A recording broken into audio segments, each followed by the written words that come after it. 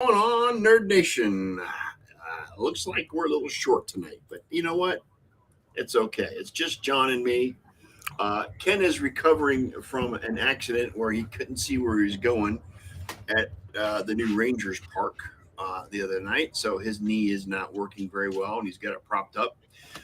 Elliot is taking what he calls a mental day, so we'll allow that. It is a result of his brutally physical week. So it's just going to be John and I, and we may have Ron at the top of the hour. I don't know, but we're going to sit here and chit chat for an hour. We'll talk sports. We'll talk whatever comes to mind.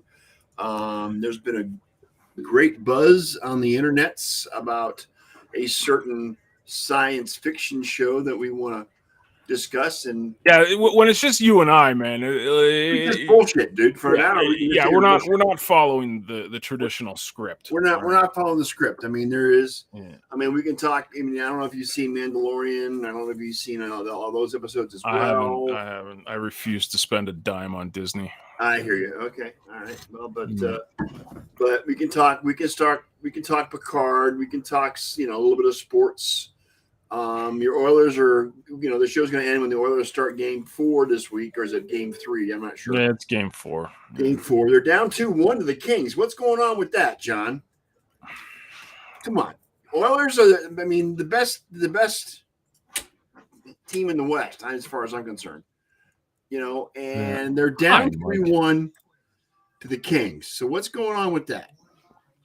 Am I allowed to rant, or are we yes, you can rant as much as you want to.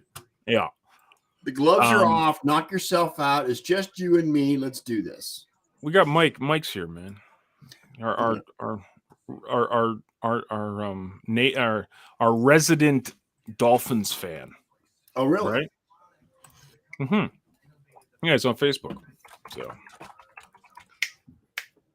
So Oilers. 16 seconds from being up 2-0. Mm-hmm. They lost an OT yesterday, right? Yeah, they lost an OT. It's been really bad, man. It's not. I don't want to blame the officiating, but it's blatant. It's so blatant. It's so bad. How, like the penalty, the game one, the penalty that we got called, they gave the Kings a power play. Actually, right. Both times they've won in overtime, they've been on the power play. Okay. Oilers never get a power play in overtime, but Kings have gotten. Yeah, kind of like the Cavs today when they were playing in New York. New York's getting all the calls, but that's all right. Oh, dude, it's and you're gonna say, there's it happens in every sport and it happens with every team. It's blatant against the Oilers. Blatant.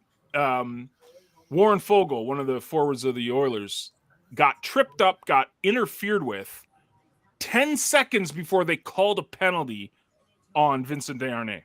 So this is the thing with Oilers. Oilers don't care if you call a penalty, like fans.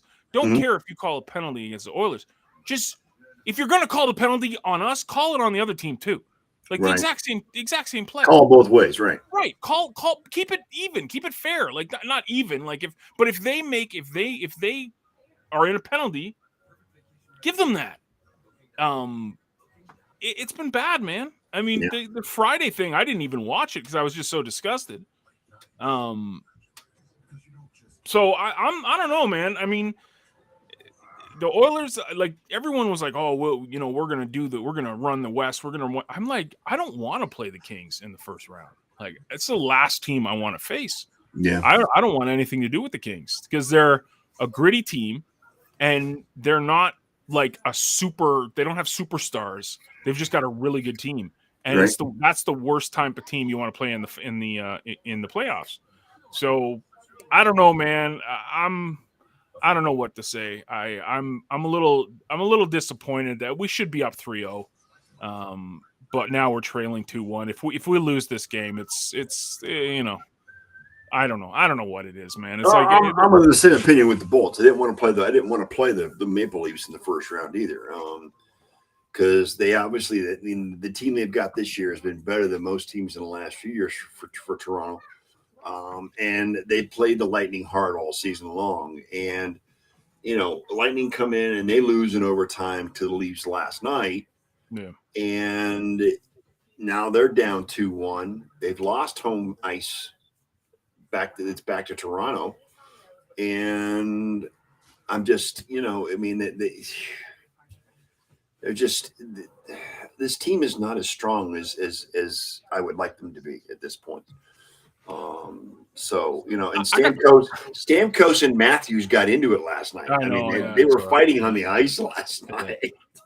Dude, I got to admit something. I said, I always told myself I always got the Maple Leafs in my back pocket. So if the Oilers totally pooped to bed, like I'm ride or die with the Leafs. It's the best thing. I can use that card because I'm from Disclaimer: Toronto. John had disavowed the Leafs at the beginning of this season. Well, yeah, but like, dude, it's just crazy.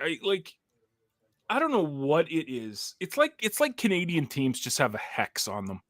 Like for whatever reason, we have a fantastic regular season. We're favored to win the cup. We're this, that, and a third, and it's just we can't get out of our own way. And then to top it all off, not only do we do dumb things, but then we got the refs just seem to continue to pile on penalties. I mean, what's the penalties? I think it's 28 to 12 or something like that in favor of the Kings or something. It's something crazy. It's insanity.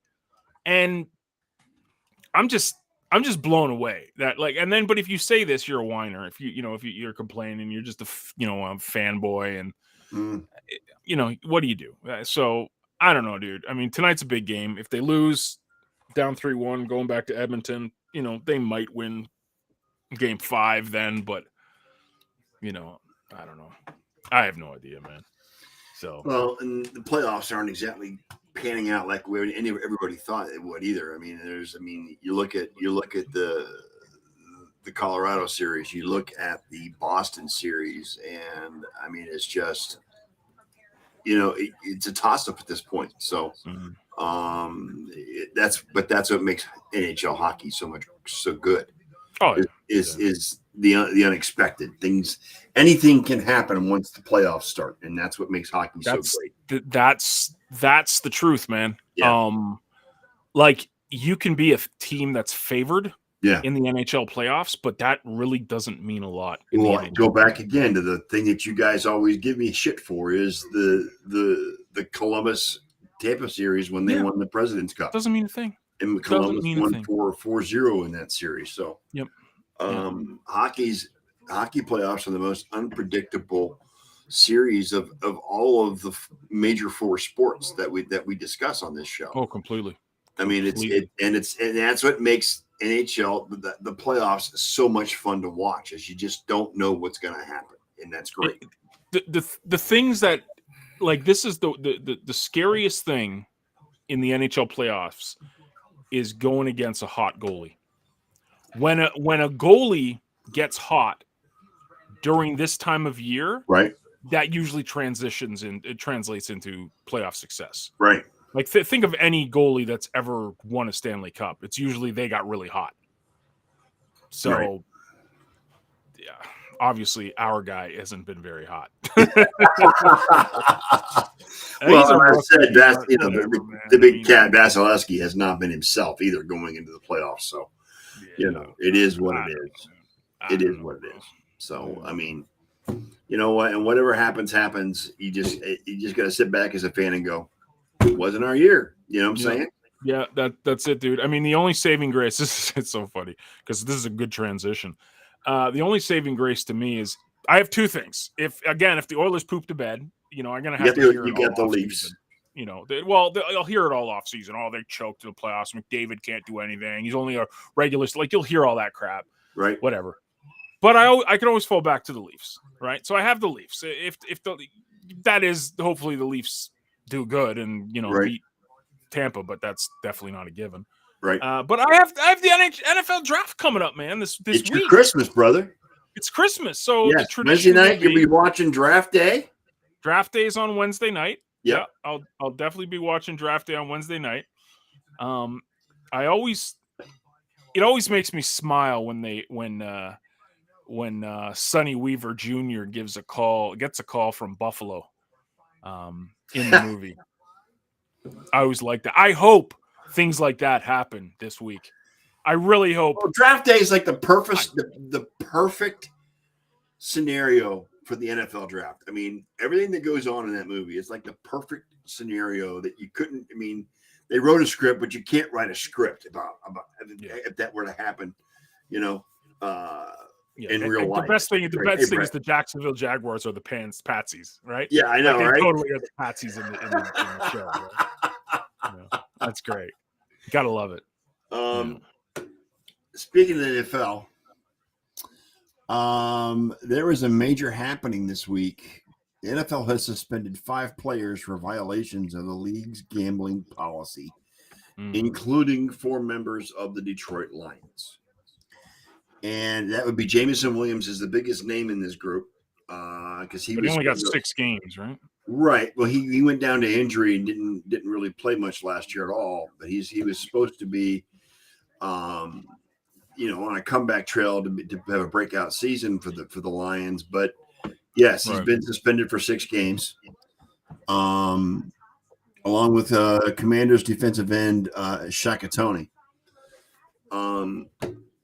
My thought process on this is the reason why they were suspended is because either they bet on NFL games or they bet on non-NFL games on NFL property or on their franchise on their team's property.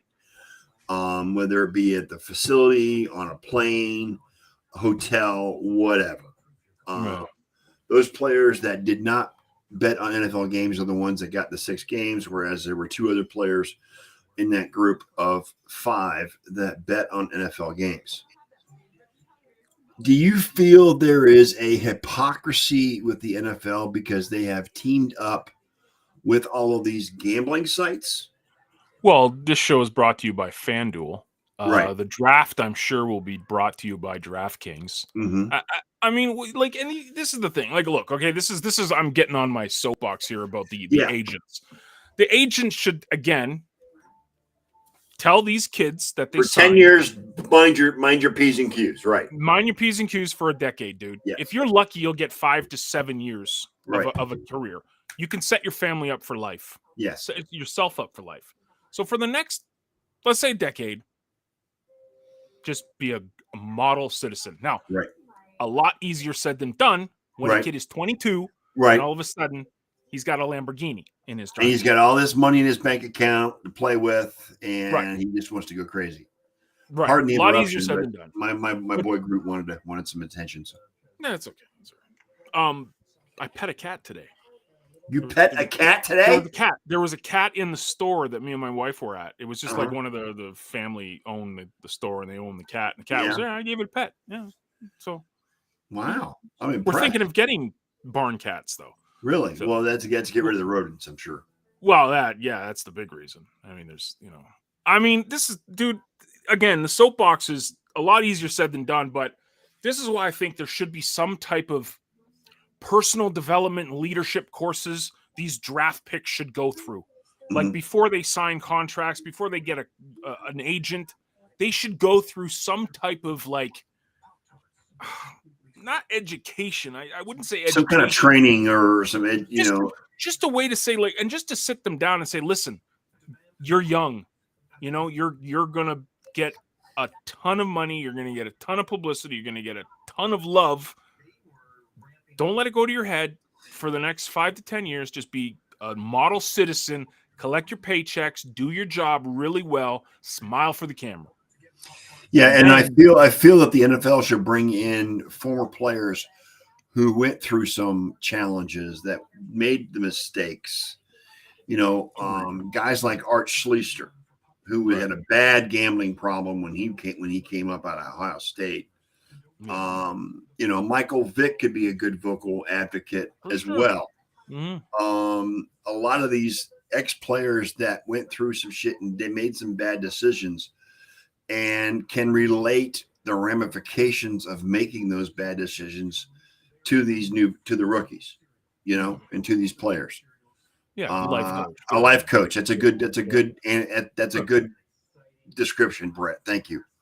Yeah, and it's not to like sit there and be like, you can do it, you're special, you can achieve whatever you put your mind to. It's not that. It's more of a like, let's manage your career. And you're human, and you're bound to make mistakes. Let's just not make these mistakes. Yeah, don't make these. And how do you? Johnny Manziel's a good example as well. Another one.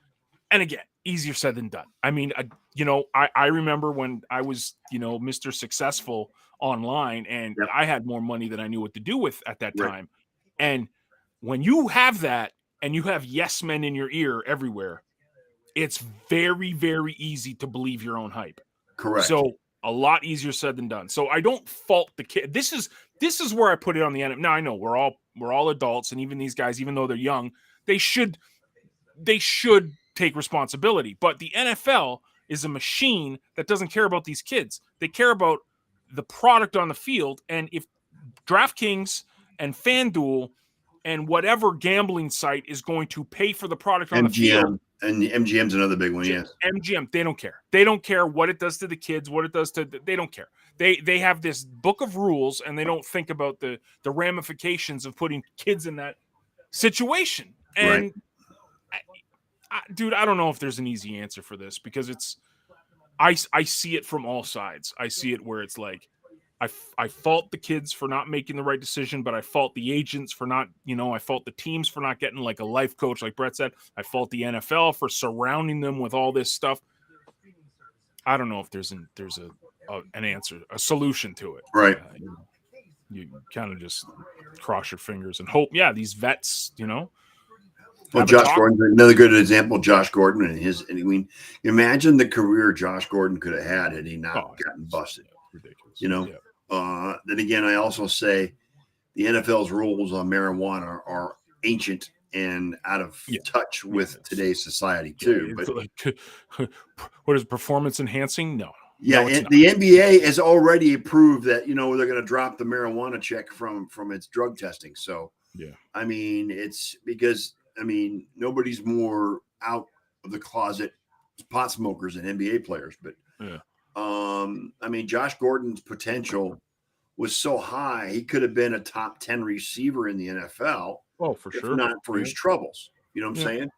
Despite the fact he was playing on the Cleveland Browns. All right, he's chewing on me. Now it's time to get him down. All right. When he starts chewing on me, I got to drop him. It's just, I think it's hypocritical because, the NFL is in bed with these gambling sites. Exactly. And then they're going to come back and they're going to penalize these guys for gambling. It's just, I think it's hypocritical. If you're going to go all the way, go all the way. Don't be in league with these gambling sites. But the money is so prevalent and so high. And it's just so much money the NFL is making off these partners. It's unreal. You can't blame the kids for wanting to bet on these games because of the connection with the NFL and DraftKings and MGM and FanDuel, all these on these gambling sites. The appearance of being hypocritical is just prevalent in this whole situation.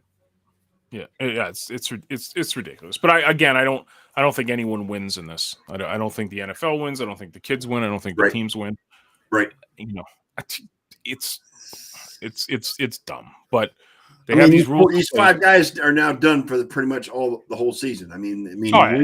Williams is on done for 6 games, but still, they got 2 players that are done for 6 games. But six games in the NFL is like 35% of the season. That's a third of the season. Is what it is. It's 1/3.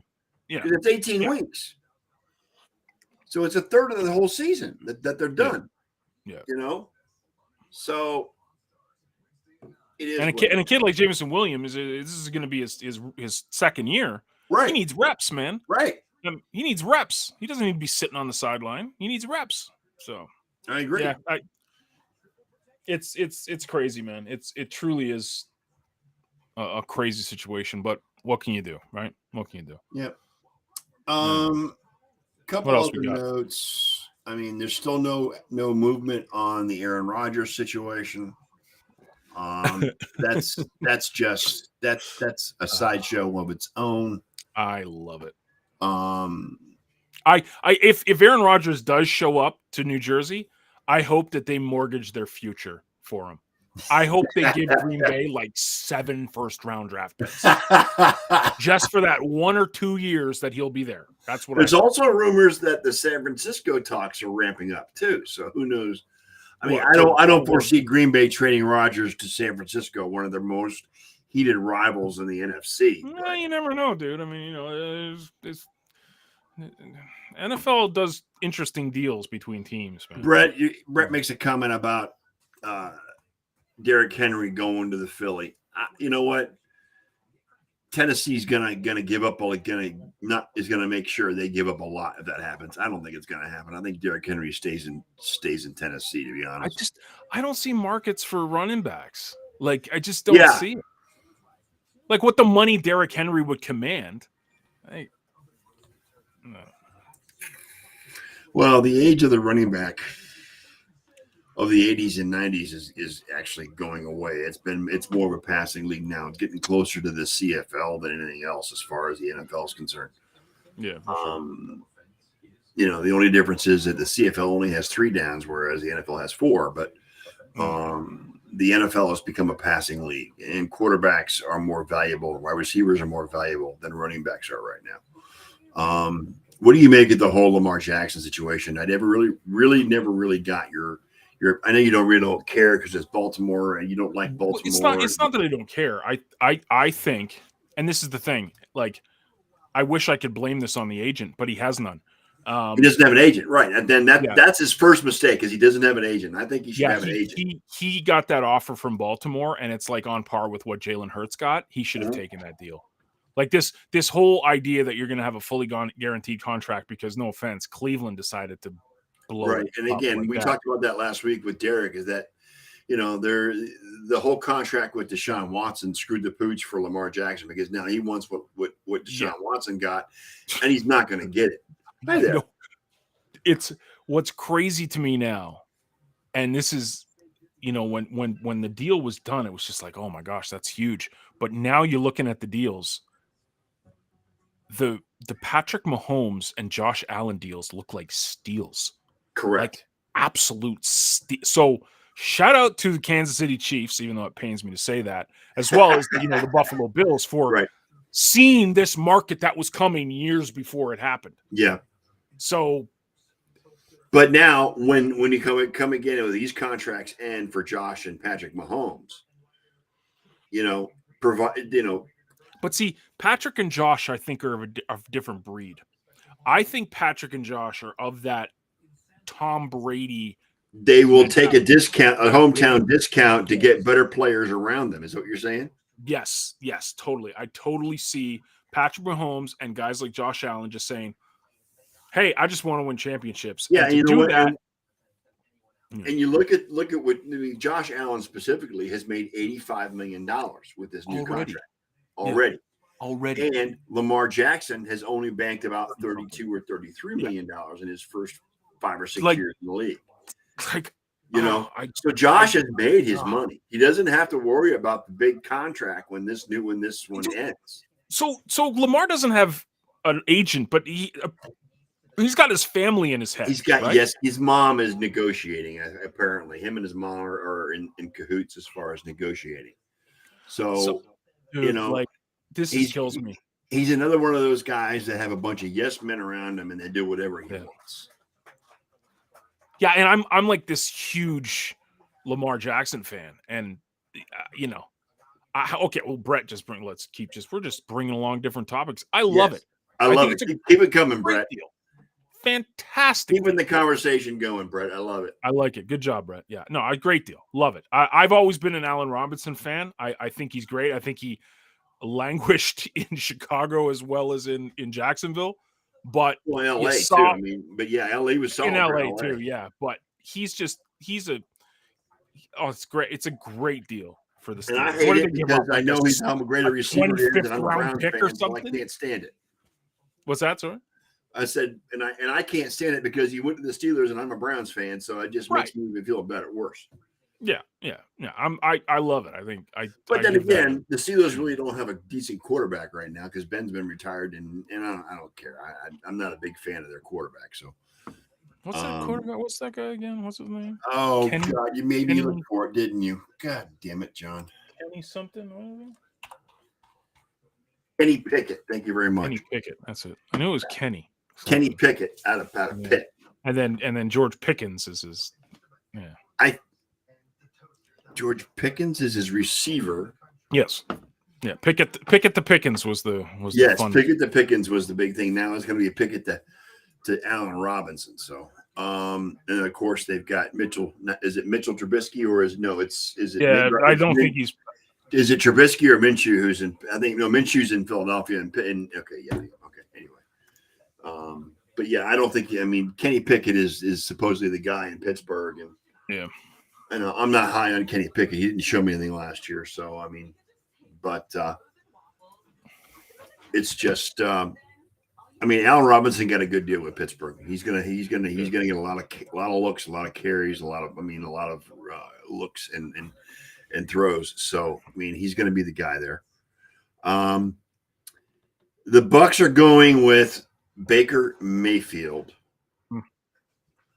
Brett, as their potential starter. And their backup is a second-year guy. Hang on one second. Blaine Gabbert. Now that Blaine Gabbert has gone to Kansas City, just to want you to know, your previous backup was better. I'm just saying. Oh my gosh, who was calling me? And Baker Mayfield will be going against Kyle Trask in camp as far as quarterbacks are concerned. So, sorry, just people love calling me when. Yes, do you hear that come through? I didn't hear it. No, I didn't. You don't hear that? You don't hear the ringing? No, I didn't hear the ring. Oh, well, that's good. Your sound dampener is working very well with your computer. So, dude, my computer is epic. It's because it's Apple and you're an Apple fanboy. That's all right. I'm not an Apple fanboy anymore, dude. I'm just used to Apple now. That's it. Really? I'm definitely not a fan. It's not like I'm loyal to this company. I'm not loyal to any companies these days because you see how quick companies can flip flop on everything. So don't. I'm just gonna say I like my Samsung Galaxy. That's fine. Hey, dude, let's if I don't know if Ron's coming or not, but we should get into some Picard drama. Let's do some Picard drama. Yeah, man. I have watched this series. Yep. Since it starts, so I've seen all 3 seasons. Yep. First couple were okay. I liked the last. I hated the first one sucked. Yeah, I liked the second season when they went back in time to LA and they interacted doing back in time. And then this season came along and the USS Titan and 7 and 9 being the first officer on a Federation starship. And they brought back all of the original cast. Pretty much. Sans Wesley Crusher, but that's okay. They brought back the entire Star Trek Next Generation cast: Michael Dorn, Beverly Crusher, Marina Sirtis, and Brett Spiner, LeVar Burton, the whole Jonathan thing. Frakes, And all of them. the last 4 episodes of this year will go down as one of the greatest 4 episode span of episodic television in history. One of the best. I would agree with that, especially. I mean, Star once Trek. they went to the museum and all of the historical ships were there. I mean, you're looking at the first Enterprise, you're looking at Voyager, you're looking at all that stuff. And the nostalgia, I'm sure Next Generation was your Star Trek. Because the original series was right before your time. So I'm right. Yeah. Like, okay. And so, Ron's in the green room. I'm going to bring Ron in. He's in the green room. I'm going to bring him in, but we're going to keep talking. Okay. Well, Ron, you're going to have to hold on. You're going to have to deal with for the next 10 minutes. Star Trek propaganda for the next few minutes before we get started. So I'm just going to let you know. But yeah, I mean, Next Generation was probably your Star Trek because original series was way before your time. Right. So It was like it's what got me hooked on Star. Now I watched the original series growing up, like the Odd Thing, and it was whatever because it was syndicated, right? But Next Generation was what got me hooked. My mom and I watched it religiously every week, new episode. Watched every episode, every season. But what got me on was Deep Space Nine. Deep Space Nine hooked me. Now, for me, it was Voyager. I loved Voyager. Oh, Voyager was fantastic. Yes. I loved Voyager. But Deep Space Nine, the Dominion War, was like I couldn't get enough of it. I could not. It was just amazing. The stories, everything about it. So that span of Next Generation, Deep Space Nine, and Voyager, this is the problem. The problem was that you had those 3 seasons back to back to back. Right. And then you had Enterprise. I liked Enterprise. I thought it was okay. It was okay. It wasn't bad, but you had to live up to all these like Next Generation. Then you had to live up to, DS9 and Voyager, right. So I saw them do Brave New Worlds is amazing. I think that's got they're doing a really good job with Brave New Worlds. Strange New Worlds. Strange New Worlds. Yeah. But dude, I wasn't a big fan of Discovery, but I like Strange New Worlds. Oh, Discovery's awful. Discovery's just pathetic. Yes. But dude, this season, just the nostalgia is just so thick, and just they. I mean, all the feels that they brought back to me about Next Generation. Yeah, and it worked. It worked, and it showed to me. It showed that anyone can do that if they have a good story. Yes. That's what mattered. It was a good story, and it was a story that you knew the characters, you knew their mannerisms, you knew how they would be. Right. But the story mattered, and it was brilliant. It was absolutely brilliant. And there was no. This is the thing. Like with Discovery, there was no character. Like if one of those guys got phased to oblivion in Discovery, nobody cared. Nobody didn't care, right? I was like, I like Captain Shaw to me was one of the best characters in Star Trek. Oh yeah, years. Like, amazing. He died, and I'm sorry, spoiler. He gets shot at the last episode, and I'm just like, damn, dude, I don't want him to. He's awesome. Yeah. I mean, he was a troubled character because he had issues with Seven because of what the Borg did to his family. Right. Yep. Okay. And I mean, he was just, this is my ship and I'm going to do it my way. Yep. I love that character. Yeah. And then for him to come back and leave a recording of what he did for Seven. Yeah. She should be promoted to captain, and then she gets the new Enterprise. Yeah, I know, it's perfect. It's gorgeous. It's I hope they run with that. I hope Seven because at the end of it, sorry if you haven't seen it, spoilers. Q shows up.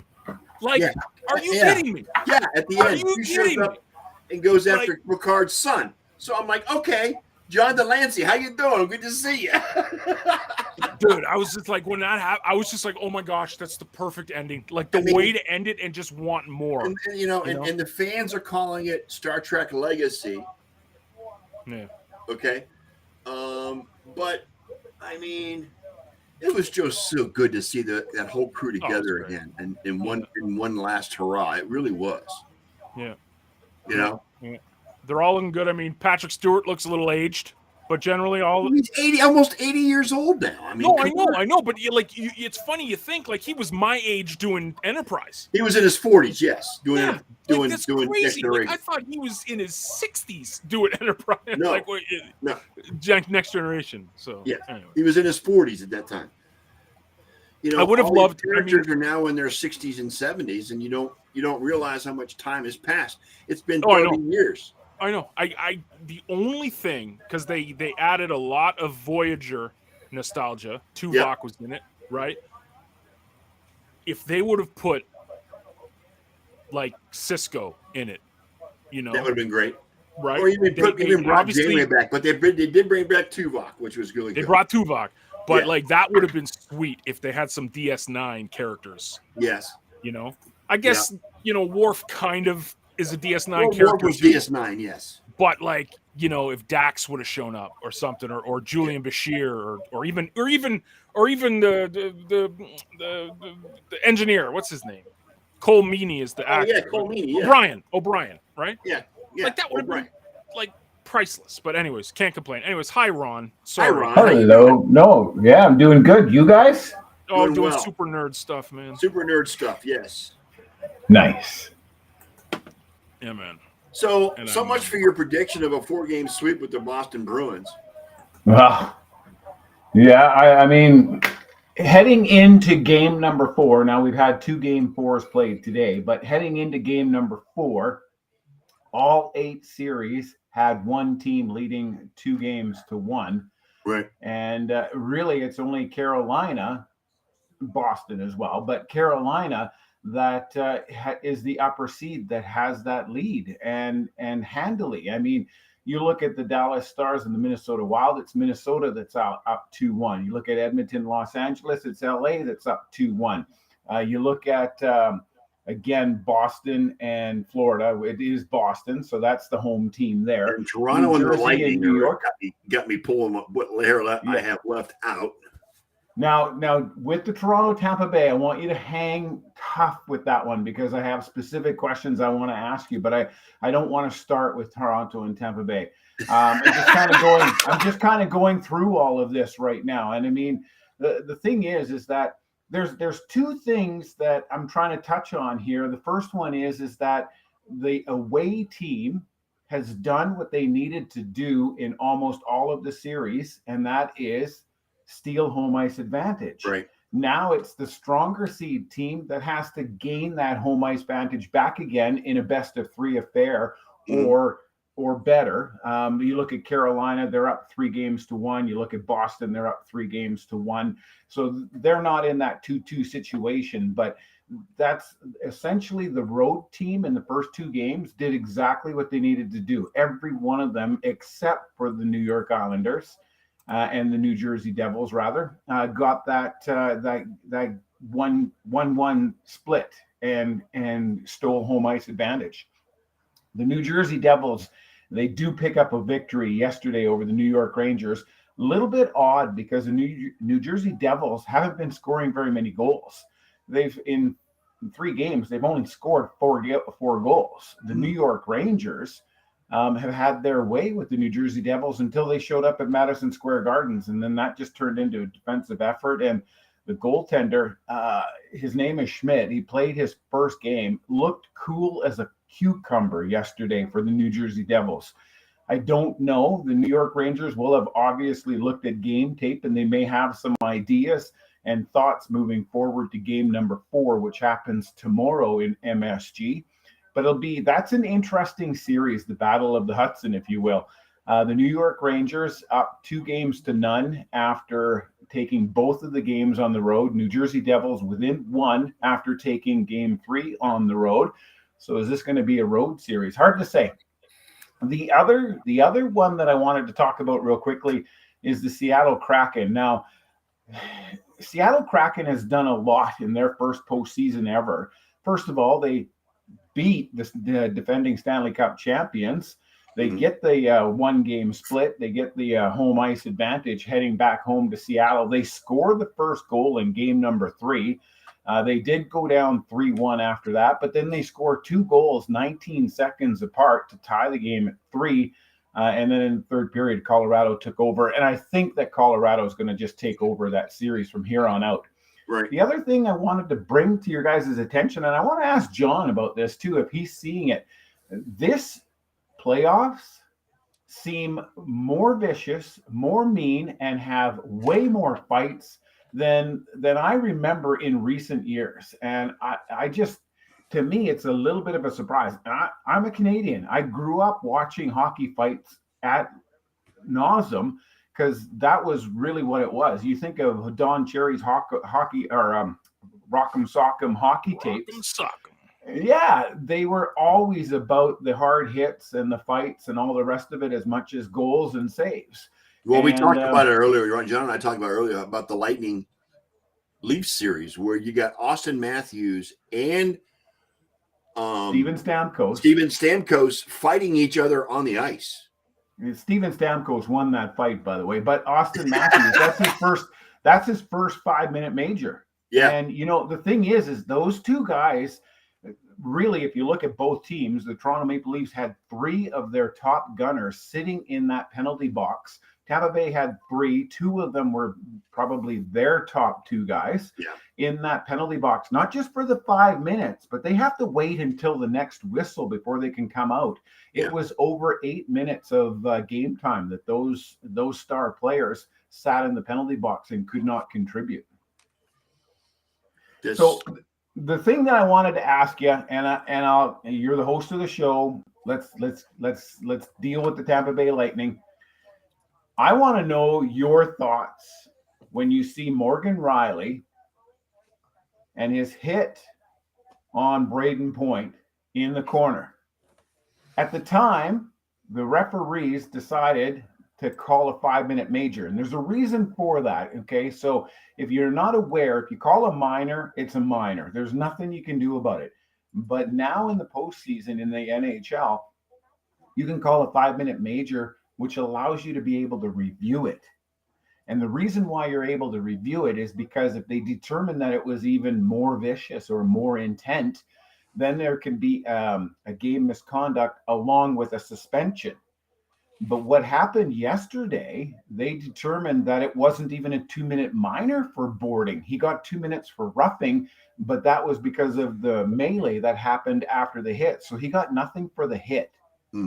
And then he turns around and he ends up scoring the overtime winner to give the Toronto Maple Leafs a 2-1 series lead. I can only imagine what John Cooper was thinking. And, I've heard a couple of his comments. He's not nearly as bad as John Tortorella when it comes to speaking his mind. But you know what? The thing is he bit his tongue, he bit his lip a couple of times and he held back. But he obviously disagrees with probably 80% of the people that were watching that game, that should have been a major penalty and Morgan Riley shouldn't have been in the game. Yeah, I'm looking at the hit right now, and I mean, he pushed him really aggressively again into the boards on that. There was no intent. There was no intent behind it, though. They were playing the puck, and he did lean in on Braden Point. And Point, I'm not saying Braden Point lost his edge or lost his balance. He definitely had a little help going into the boards, but he certainly went into the boards pretty hard, pretty heavy. And at the time, I looked at it, and I'm like, "Oh shit, he broke himself a rib." I don't know. I don't know that was such an aggressive hit that it would warrant a 5-minute major. No, that's what I'm saying. Because there was a lot of momentum involved in that play. There was a lot of momentum into the boards. That they had already built up going towards that point. So yeah, both players from blue line into the bottom of the circle. Those guys were going full tilt trying to go for the puck. They were both playing the cup. I mean the puck. So yeah, I'm with you on that. And then after that, below the circle, there's only 20 feet before the boards. So I mean, that's not a lot of time to stop. Right. And when you're going that fast and your head got that much momentum, it's not easy to stop at all or to stop what you're doing. So. Exactly. It's hockey. It's hockey. It's playoff hockey. Let them play, Ron. You know what I'm saying? Let them play. Oh, yeah, let them play. Yeah. Have you seen the Edmonton series? Let them play. Yeah, no doubt. One thing I will say is that I don't enjoy when I'm hearing people with conspiracy theories or calling out the officiating and saying that it's one-sided or lopsided or anything like that. It's too easy to say that when you're a diehard fan of a certain team and you see plays. But I guarantee you, if you put 3 people sitting on a couch watching the same play, one of them doesn't care about either team, the other one is one team's fan, and the other one is the other team's fan, you're going to get 3 different opinions. Correct. Of everything that you see. Yeah, well, yeah, Cavaliers Twitter was just off the chain today with the calls in that game today, as far as between the Cavs and the Knicks about how the refs were biased against the Cavs. So that happens with any franchise. I mean, Browns Twitter has been notorious for years about complaining that it's Cleveland against the world because nobody wants the Browns to win. You know what? So, It's a bunch of crap, is what it is. I gotta disagree, because this is all fans want. Yes, they just want it to. If you're gonna call a certain penalty on a team, call it on the other team too. That's it. Like if one team does something and they deserve it, for sure. But if the other team does the exact same thing, call that too. Don't do this. Oh, that was a penalty. This wasn't. And I get Leon Draisaitl had that complaint. He thought that he was high sticked, and he ended up getting a tripping penalty instead, or whatever it was. Well, that and game one when Warren Fogle got like totally interfered with and hooked and held, and then Vincent Desaurnay's falling down and swings a stick. It's like, if you're gonna call that, call the other one. And it's and in overtime, it's a pretty big deal to call penalties. And the only time the Oilers have lost in overtime now has been when they're on the power play. Right. So it's penalty kill. That's the beef. It's not that I don't think that there's a bias. I just think that it's inconsistent, John. It's what I'm saying. Consistency. It can't be inconsistent. The other thing is that you can't all of a sudden just out of the blue decide that you're going to start sending messages, because then it's too late. So I can't remember what game it was that I was watching yesterday, but that's what happened. So as you guys know, I've been hanging around the hockey team for a long, long time, and I've been able to talk with coaches, and I've been able to talk with general managers. I've been able to talk to players. And the common consensus is that when you drop the puck at the beginning of the game, if you call a penalty very on for a trip, you got to keep that going the entire game. Right. Yeah. But conversely, you can't start escalating the calls if you didn't call them earlier. You can descale the calls, but you can never escalate them. Because what ends up happening is you end up with these 5, 6, 7 plays in a row that are questionable. And then finally the referee goes, I got to put a lid on this. Well, now it's too late, because he's allowed too much to go uncalled. Yeah.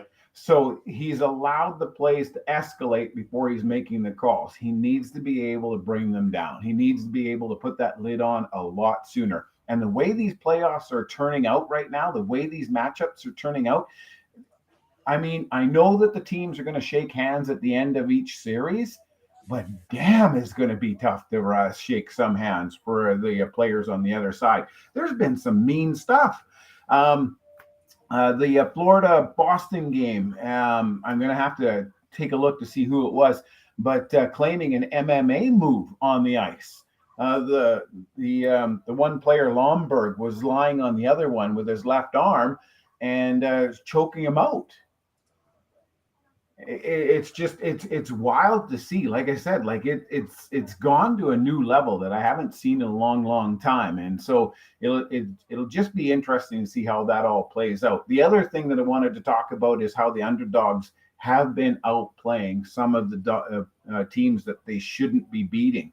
The Seattle Kraken, I felt that the Seattle Kraken did outplay the Colorado Avalanche, but that's over and done with. The Toronto Maple Leafs were badly outplayed last night. They should not have won that game last night at all. Oh God, no! They haven't outplayed them from opening drop. They really did. They had 2 shots on goal in the first 15 minutes of that overtime period. They could not win a puck battle to save their life. They couldn't get a tape-to-tape pass. They were making silly plays and not taking the shot on net that you should just be taking. And then they get the seeing eye shot from the defenseman off of a faceoff in the offensive zone. But, it just goes to prove any shot is a good shot in overtime. And the Toronto Maple Leafs were not doing that last night. So we'll see if they've learned their lesson, because if they haven't, and they allow the Tampa Bay Lightning to get back into this series, I'm going to have to call an audible and say that Tampa Bay is going to be the stronger team and has the better chance of getting through a 7-game series. Yeah, I mean, they did all the right things last night, and Cooper and the players are both talking about and that they did everything they were supposed to do. They played the way they were supposed to play to win that game, and it was just the luck of the draw, luck of the way the puck drops that they lost that game. It's a 2-1 series.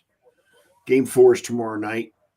The Bolts play again. They play in Tampa again tomorrow night. So if the Bolts can win Game 4, all bets are off. The Bolts are going to win that series. I think if they win Game 4, the Bolts. That's what I'm saying. If Toronto lets Tampa Bay back in, I think that they've sealed their fate. Talking about teams that are being outplayed but finding a way to win, Minnesota Wild. Now they trail against the Stars tonight. Yeah. And it's too bad that Ken's not here because, the Minnesota Wild taking that first game in Dallas, huge surprise. Yeah, Dallas is up 1-0 after the second period right now, as far as that game is concerned. Dallas. That's a power play goal, right? But the thing is the Minnesota Wild in their existence, I guess they've never actually had a 3-1 series lead. They've won some series, but they've never had a stranglehold on a series. And the Dallas Stars, if they can go back, again, they earn home ice advantage. With a win here tonight, it becomes a best-of-3 series, and they've got 2 games on home ice to do it. Mm-hmm. So the Dallas Stars have been the better team night in and night out through 3 games, and so far are getting the best of the Minnesota Wild here again in game number 4. But if Gustafsson can keep the door closed and keep the game tight and keep it close, the odd thing can happen where the underdog wins the game, and the Minnesota Wild have proven that.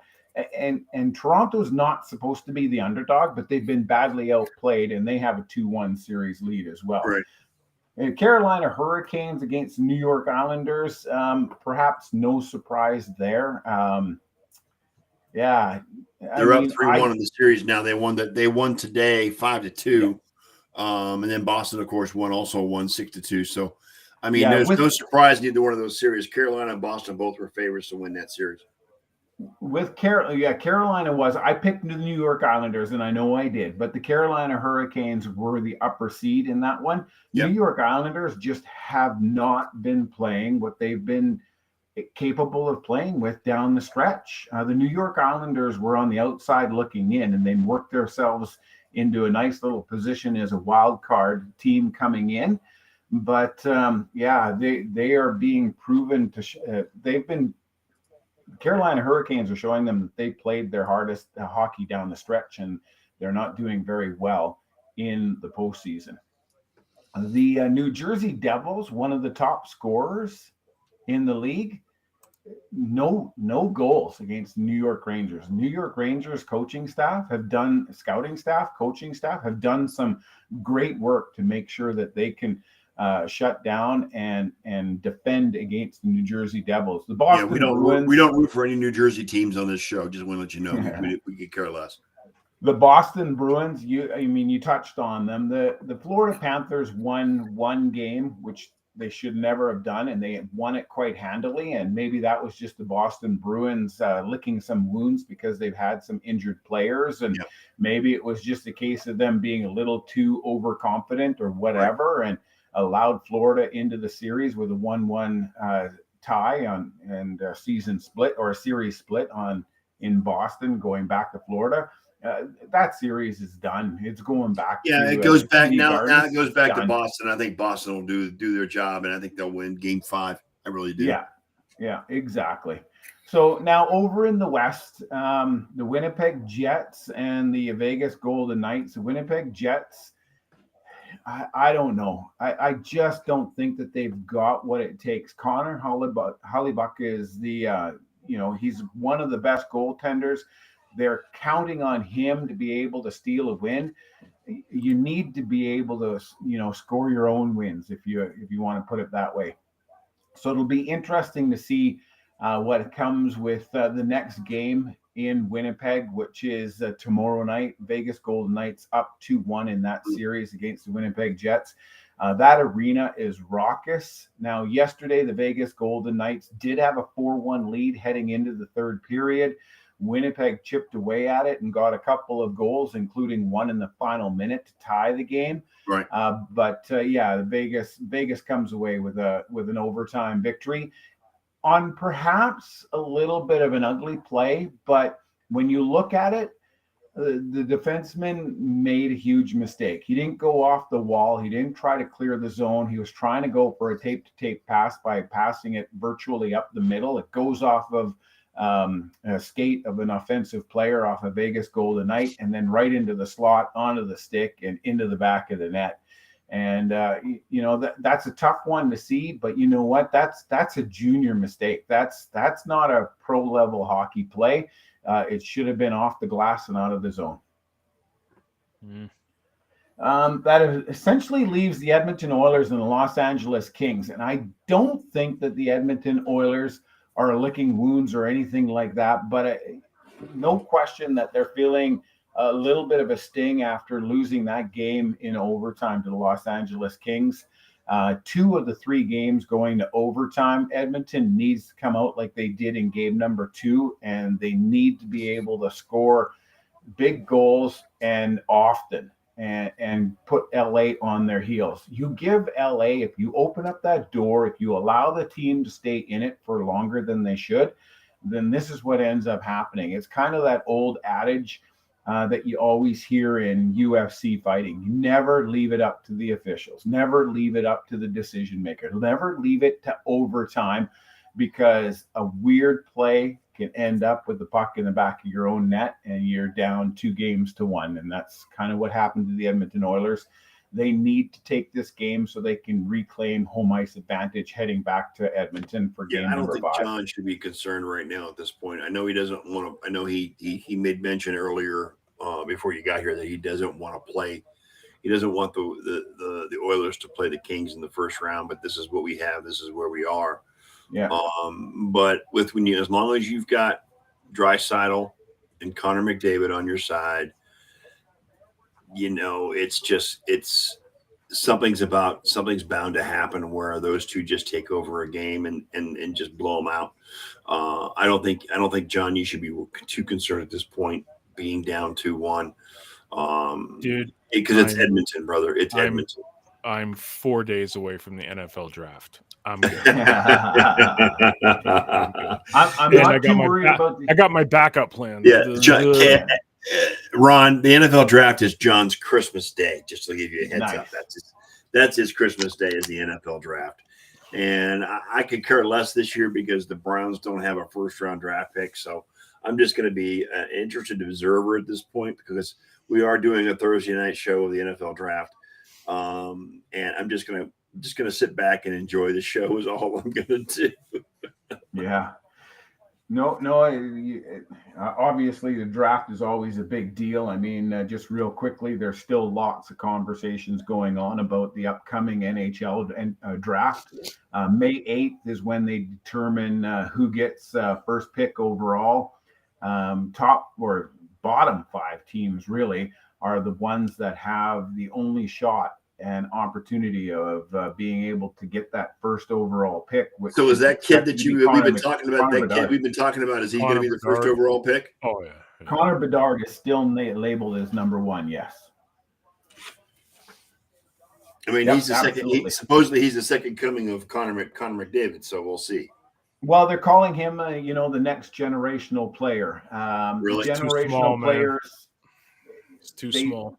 Well, I think so too. I think when you use the term generational player, yeah, you had Wayne Gretzky, yeah, you had Sidney Crosby, yes, you've had Connor McDavid.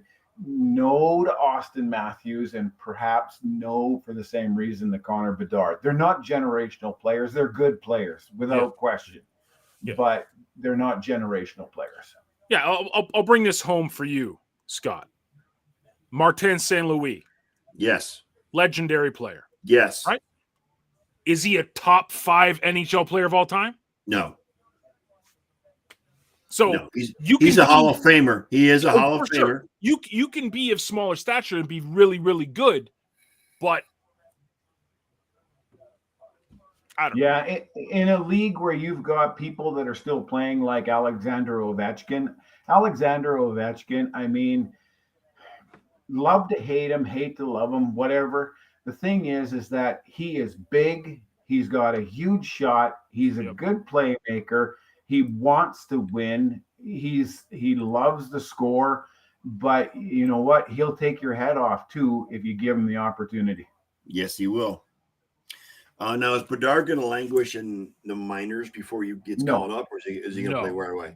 No. He'll be perhaps the top 8 players, half of them for sure, will make their NHL debuts come October. Okay. All right.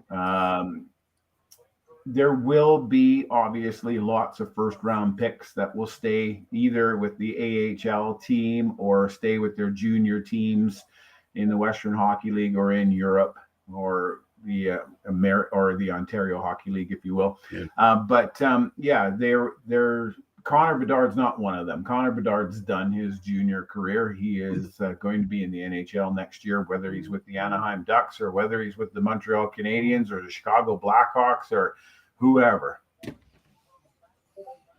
Yeah, Brett. I mean, as far as John Cooper's comments about ref manipulation, it is what it is. It's the playoffs. You can't talk about refs being manipulated or whatever he was talking about. I mean, I didn't read too much into the comments. I didn't even read the whole thing. So, I mean, it goes deeper than that. You could certainly, Sheldon Kennedy could say the same thing about Wes McCauley being the referee and should never be the referee because he's got a bias against Sheldon Keefe. And at the end of the day, you have to trust that the Zebras are doing the best job that they're capable of doing. And I'll tell you what, there's nothing harder than being an NHL referee. NHL referees have got to be able to see and look and judge in a split second because they hockey is so 4 fast. of them on there now, man. I know, but it's still such a fast game. It's just so hard to be able to be on top of it 100% of the time. So, I mean, and these guys are human. They're going to make mistakes. So it is what it is. Just sit back and watch and enjoy the hockey. Anyway, that's it. That's it for this week, Ron. Thank you so much for being here. We appreciate it with Ken and Elliot both being out this week. I appreciate you coming on. Hopefully we'll see you again next Sunday. For those NFL fans, we will be doing a live NFL draft show on Thursday night. Starting at our usual time at 7:30, and we're going to be here as long as we're awake until the first round ends, whichever comes first. Vince Lombardi in the house. That's right. So on behalf of my co-host, Mr. John G. Olson, and our hockey guru, Mr. Ron Gallo, I want to thank everybody that showed up tonight. We will be available on replay on Vim, Apple Podcasts, Spotify, Facebook. You can watch a replay. And on that note, we're out with no outro available done this week. We're just going to say, see ya. We're out.